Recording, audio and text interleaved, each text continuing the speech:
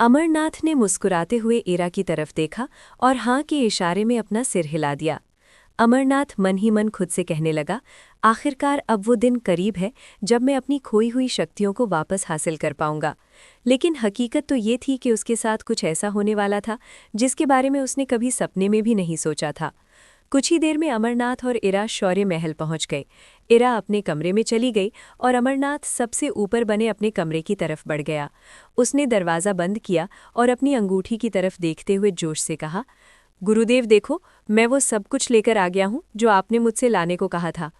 अमरनाथ के इतना कहते ही उसकी अंगूठी से सफ़ेद रंग की तेज़ रोशनी बाहर निकली। उस झटके से अमरनाथ ज़मीन पर जा गिरा। खुद को संभालते हुए खड़ा होकर उसने कहा, हर बार इस तरह से आना ज़रूरी है क्या? मुझे कुछ हो जाता तो? उसकी बात सुनकर विदुर हंसते हुए उसके इर्द गिर्द घूमने लगे और बोले, अब जब तक मैं तुम्हारे साथ हूँ तुम्हें कुछ भी नहीं होगा। इस पर अमरनाथ ने थोड़ी बेरुखी से कहा, हाँ हाँ ठीक है, पहले खुद ही मुझे चोट पहुँचाते हो और फिर कहते हो कि कुछ नहीं होगा। अगले ही पल अमरनाथ ने अपने बेड के सामने रखी टेबल पर सारा सामान रख दिया और पूरे जोश में बोला, ये देखिए, आपने जो जो सामान लाने को कहा था मैं सब ले आया हूँ। अब जल्दी से मेरी ट्रेनिंग शुरू कीजिए। अमरनाथ का जोश देखकर विदुर मुस्कुराए और बोले, अच्छा लग रहा है तुम्हारा ये जोश देखकर। फिर अचानक उन्होंने आदेश दिया, जाओ जल्दी से एक बड़े बर्तन में गर्म पानी लेकर आओ।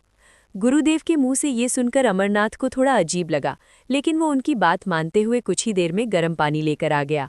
विदुर ने बाजार से लाई जड़ी बूटियां उस पानी में डाल दी। जड़ी बूटियां घुलते ही पानी का रंग धीरे धीरे बदलने लगा। तभी विदुर ने चुटकी बजाई। उनकी चुटकी बजाते ही अमरनाथ के कमरे में बेड और टेबल के बीच एक कालीन बिछ गई। विदुर उस कालीन पर ध्यान की मुद्रा में बैठ गए और बोले, मेरा मुंह क्या देख रहे हो, आकर मेरे सामने बैठो। गुरुदेव की बात मानते हुए अमरनाथ उनके सामने बैठ गया और ध्यान से उन्हें देखने लगा। देखते ही देखते विदुर की हथेलियों से आग की लपटें निकलने लगी। अगले ही पल उन्होंने दूसरी हथेली आग के ऊपर रखी और आग बुझ गई। ये देखकर अमरनाथ का चेहरा खिल उठा। तब विदुर बोले, अब अगली बारी तुम्हारी। ये एक साधारण टेक्निक है, इससे मैं देखना चाहता हूँ कि तुम्हारी शरीर में कितनी ताकत है।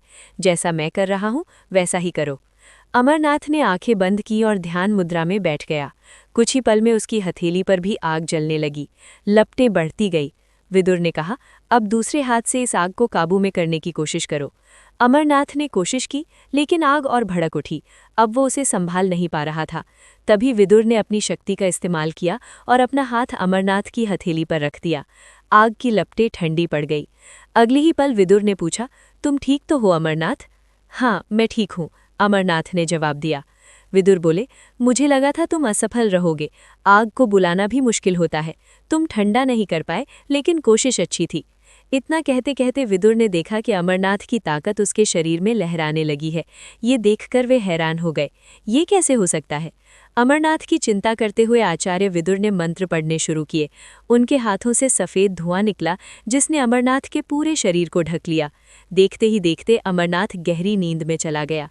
विदुर ने उसके चेहरे की तरफ देखते हुए कहा, तुम्हारी किस्मत बहुत अच्छी है अमरनाथ। इतना कहकर उन्होंने अमरनाथ को कालीन पर सुला दिया और अपनी शक्तियों से उसकी ताकत बढ़ाते हुए बोले, अब से मेरा भविष्य भी तुम पर ही निर्भर है। कल से तुम्हारी जिंदगी का नया अध्याय शुरू होगा।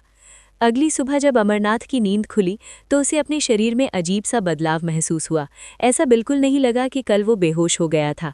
तभी उसकी नज़र हरे रंग के पानी से भरे जार पर पड़ी। उसने खुद से कहा, ये तो वही लगता है जो कल गर्म पानी से बनाया जा रहा था। कहीं ये अमृत धारा तो नहीं? तभी अंगूठी से आवाज़ आई, हाँ तुम बिल्कुल सही सोच रहे हो, यही अमृत धारा है। अगले ही पल विदुर अंगूठी से बाहर आए और बोले, फिलहाल इससे दूर रहो। जो सिखाया है उसका अभ्यास करो।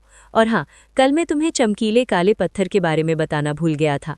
विदुर ने बताया कि वो पत्थर मार्कस की किसी अमर योद्धा का है, जिसमें क्लास 2 टेक्निक वैक्यूम हैंड छिपी है। लेवल भले ही कम हो, लेकिन ताकत खतरनाक है। ये सुनकर अमरनाथ खुशी से उछल पड़ा। क्या सच में? आप मुझे कब सिखाएंगे? विदुर ने उसे रोकते हुए कहा, पहले पूरी बात सुनो।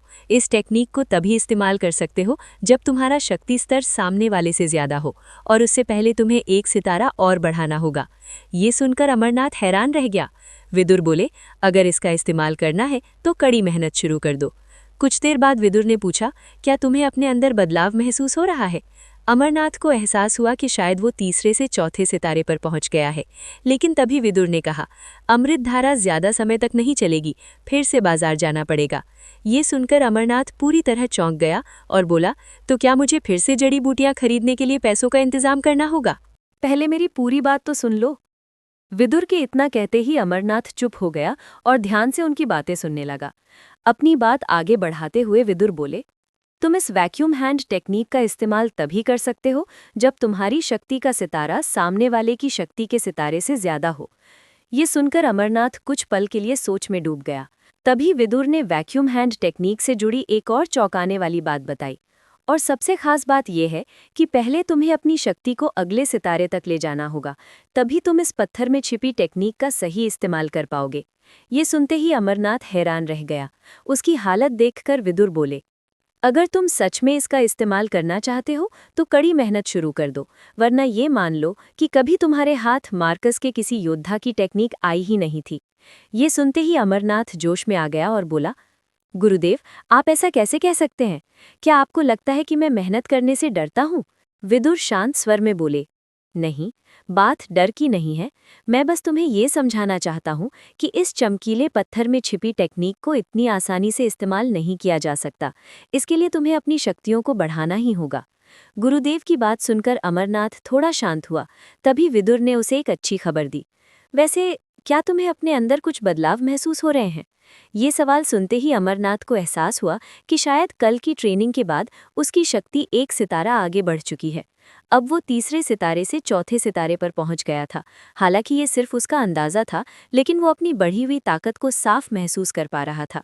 वो इस खुशी में कुछ कह पाता उससे पहले ही विदुर ने कहा, लेकिन एक बात और सुन लो, मैंने जो अमृतधारा बनाई है वो ज्यादा महीनों तक नहीं चलेगी। तुम्हें फिर से बाजार जाने की तैयारी करनी होगी। ये सुनते ही अमरनाथ पूरी तरह चौंक गया। लेकिन आपने तो अभी तक इसका इस्तेमाल करना भी नहीं सिखाया और आप कह रहे हैं कि ये जल्दी खत्म हो जाएगी। क्या मुझे फिर से जड़ी बूटियों के लिए पैसों का इंतजाम करना होगा? विदुर ने तुरंत जवाब दिया, समय आने पर तुम्हें अमृतधारा की सारी खूबियां खुद समझ आ जाएंगी। फिलहाल पैसों के इंतजाम के बारे में सोचो। अमरनाथ परेशान होकर बोला, लेकिन मैं इतनी बड़ी रकम का इंतजाम कहाँ से करूंगा? इस पर विदुर ने समाधान बताते हुए कहा, अगर चाहो तो अपने बाबा से मदद ले सकते हो। ये सुनते ही अमरनाथ बेचैनी से बोला, नहीं, मैं ऐसा बिल्कुल नहीं कर सकता। मैं अपने बाबा को अपनी किसी परेशानी में नहीं घसीटना चाहता। वो पहले ही बहुत चिंतित रहते हैं। विदुर ने बेपरवाही से कहा, ठीक है, अगर पिता से मदद नहीं लेना चाहते तो फिर एक बार इरा से मदद ले लो। ये सुनते ही अमरनाथ झुंझला गया। गुरुदेव, आप ये कैसी बात कर रहे हैं? मैंने अभी तक इरा के पहले वाले 1000 सोने के सिक्के भी वापस नहीं किए हैं। विदुर ने गंभीर होते हुए कहा, देखो, फैसला तुम्हें करना है, लेकिन एक बात साफ समझ लो, तीसरे से चौथे सितारे तक पहुंचना अमृतधारा का ही असर है। जब तुम ट्रेनिंग के बाद बेहोश हो गए थे, तब अमृतधारा के पानी में रहने से ही तुम्हारा शरीर ठीक हुआ था। अमृतधारा की ही बात सुनकर अमरनाथ पूरी तरह हैरान रह गया। उसके चेहरे पर खुशी साफ झलकने लगी। लेकिन इससे पहले कि वो कुछ पूछता, विदुर ने कहा, अभी ज्यादा खुश होने की जरूरत नहीं है। अगर तुम्हें अपनी शक्ति को और आगे बढ़ाना है तो बाजार से वो चीजें दोबारा खरीदनी ही होंगी और उसके लिए कई सोने के सिक्कों की जरूरत पड़ेगी। अमरनाथ ने थोड़ी परेशानी के साथ कहा, ठीक है, बार बार वही बात मत दोहराइए, मैं कोई ना कोई रास्ता जरूर निकाल लूंगा। इतना कहकर अमरनाथ अपने कमरे से बाहर निकल गया और समाधान के बारे में सोचने लगा। दूसरी तरफ विदुर फिर से उसकी अंगूठी में समा गए। शौर्य महल से बाहर आते ही अमरनाथ के कानों में ट्रेनिंग ग्राउंड से आने वाली आवाजें पड़ी। उन आवाजों से साफ समझ आ गया कि वहां 2 योद्धाओं के बीच अभ्यास चल रहा है। बिना देर किए अमरनाथ उसी दिशा में बढ़ गया। कुछ ही देर में वो ट्रेनिंग ग्राउंड के विशाल दरवाजे पर पहुंचा। सामने का नजारा देखकर उसके मुंह से निकला, ओहो, तो ये बात है, आज इरा सनी को मजा चखा रही है। पूरा ट्रेनिंग ग्राउंड लोगों से भरा हुआ था। इस वक्त इरा और सनी के बीच जबरदस्त मुकाबला चल रहा था। सनी अमरनाथ का दूर का रिश्तेदार था और दोनों की आपस में कभी खास नहीं बनी थी। लोग तालियां बजाकर दोनों का हौसला बढ़ा रहे थे। हवा में उछलते हुए दोनों एक दूसरे के वार का जवाब दे रहे थे। तभी सनी ने इरा के चेहरे पर मुक्के से जोरदार वार किया, लेकिन इरा ने खुद को बचाते हुए तुरंत सनी के पैर पर पलटवार कर दिया। वार इतना तेज था कि सनी जमीन पर गिर गया और धूल का गुबार उठ गया। इरा ने मुस्कुराते हुए कहा, क्यों, कैसी रही? इतना कहते ही जैसे ही उसकी नज़र सामने पड़ी, उसने अमरनाथ को देखा। वो तुरंत उसके पास आई और उसे गले लगा लिया। अमरनाथ के शरीर को देखते ही इरा समझ गई कि उसकी शक्ति चौथे सितारे तक पहुंच गई है। वो मुस्कुराते हुए बोली, अमरनाथ, तुमने मुझे बताया भी नहीं कि तुमने ट्रेनिंग शुरू कर दी है। फिर उसने आगे कहा, मुझसे झूठ बोलने की जरूरत नहीं है।